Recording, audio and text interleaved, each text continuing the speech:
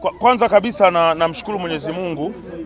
Namshukuru Mwenyezi Mungu kwa hichi ambacho amekifanya. Mwenyezi Mungu husimama na mtu ambaye anaenda kuwatendea wema wale watu ambao yeye amewaumba. Sisi tulichaguliwa, tulipewa nafasi. Watu wa Kigoma wameona kazi ambayo tunaifanya kwa muda mchache, vitu ambavyo tunavifanya. Anatokea mtu anakuja kuzuia hizo baraka ambazo Mwenyezi Mungu amewapa watu wa Kigoma. Na ndio maana mahakama hii imeangalia na kuona bora itende haki kwa hichi ambacho kimetokea. Na mimi nataka niwaambie kitu kimoja. Mimi nimeumbwa kwa ajili ya kuwapambania watu wa Kigoma. Na hiyo na kazi hii nitaifanya kwa nguvu zangu zote. Najua kuna watu wanaumizwa na namna ambavyo nafanya kazi.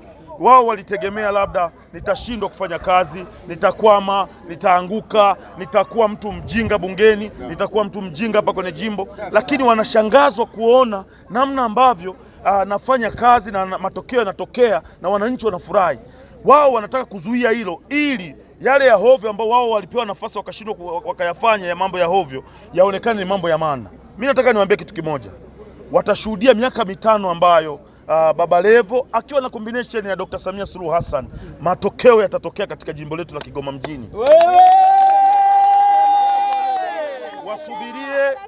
Wasubirie 2030 ili waje tupimane kwamba Baba Levo umepewa miaka 5, ulifanya hivi na hivi na hivi. Waje baada ya miaka 5 ya uongozi wangu. Lakini hivi kunisumbua kutaka kesi hii imenigharimu mamilioni ya pesa ambayo hizo pesa nilikuwa nawekeza kwenye kutengeneza madawati ili watoto wetu waweze kukaa.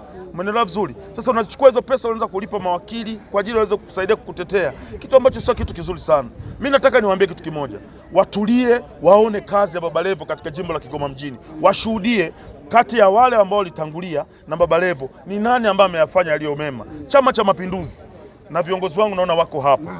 Chama cha Mapinduzi kiliangalia katika watu ambao tumeomba nafasi ya kupeperusha bendera ya chama, ikaona tunampa huyu darasa la 7, tunaachana na wasomi wote, tunampa la 7 kwa sababu walipima, waliuliza, wakaona huyu ndiye anayefaa kutuvusha.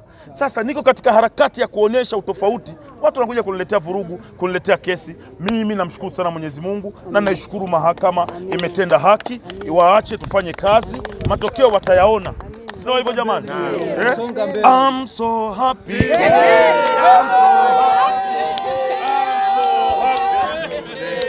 so happy.